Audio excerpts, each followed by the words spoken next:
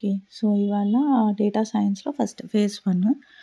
So, Python basics, for loop, structure, list అవన్నీ నేను ఇంతకుముందు పైథాన్ సిరీస్ చేసున్నాను.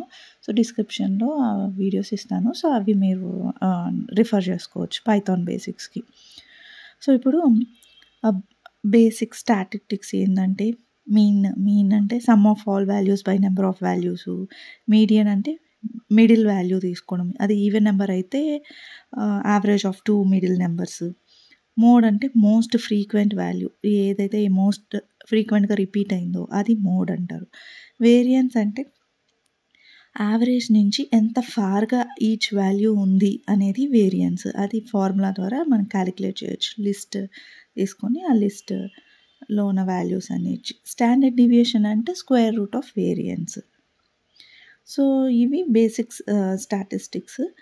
ప్రాబబిలిటీ బేసిక్స్ చూద్దాం. ప్రాబబిలిటీ అంటే ఏంటి? ఇప్పుడు మనం ఏదైనా డైస్ మనము రోల్ చేస్తున్నాం. 3 అనేది ఎన్ని సార్లు పడతది అంటే 3 అనేది ఒక్కటే ఉంటుంది. సో, అవుట్‌కమ్ అనేది ఒకటే. కానీ టోటల్ అవుట్‌కమ్స్ ఎన్ని సార్లు వేస్తాం? 6 టైమ్స్ వేస్తాం. సో, 1/6 అనేది 3 అనేది ఎన్ని సార్లు పడద్ది? ప్రాబబిలిటీ ఛాన్సెస్ అనేది.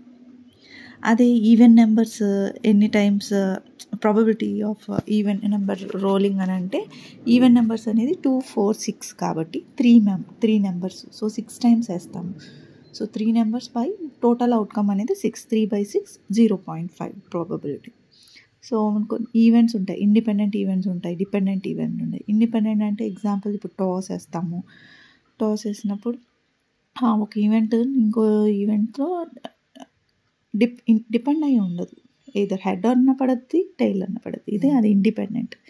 So, additional rule P union B అంటే P of A, P of plus P of B minus P of A intersection B. ఇది మల్టిప్లికేషన్ రూల్స్ ఇవన్నీ. ఇది ఇండిపెండెంట్. సో, ఇది ప్రాబబిలిటీ బేసిక్స్. Thank you.